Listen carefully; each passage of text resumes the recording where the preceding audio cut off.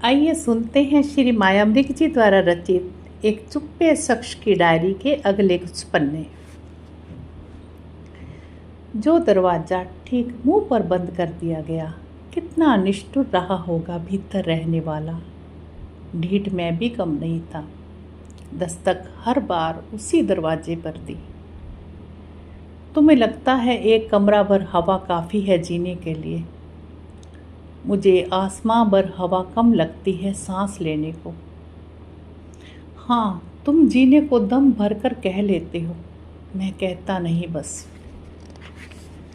उस वक्त जब तय नहीं हो पा रहा था कुछ भी, कोई फीता नहीं था कि जिससे मापा जा सकता सच और अधूरे सच के बीच का फासला। अनिश्चय था, भ्रम था, एक जाल था कि जिससे बाहर जाने की कोई सूरत नहीं थी।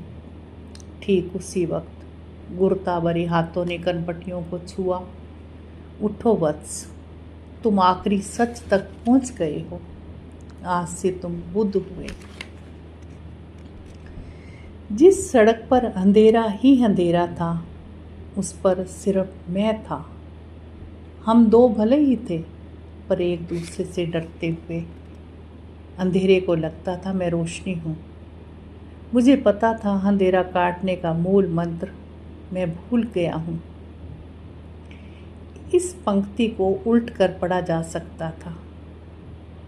जिस सड़क पर सिर्फ मैं था, वहाँ अंधेरा ही अंधेरा था। और यही होना था। तुम होते तो बात और होती, तुम नहीं हो तो बचा सिर्फ मैं। शायद रोशनी का मंत्र भूल जाने का नतीजा है ये। तुम सागर किनारे के दिन भूल चुके क्या? लहरें तुम्हारे पैरों को छूकर लौट जाती तो लगता था इसीलिए आई थी। दूर देश को जाते जहाज कितना कुछ ला ले जाते हैं अपने साथ, पर जो छोड़ जाते हैं वे अपने ही देश में परदेश भोगता है। तुम्हें याद होगा ना वे आखिरी दिन। तुम तो एक दिन और होता सागर को बहते देखने का, जहाज को तैरते देखने का। तैरने की कामना का भार बढ़ता गया, अपने ही भार ने डुबो दिया। समंदर का पानी आखिर कितना उछालता।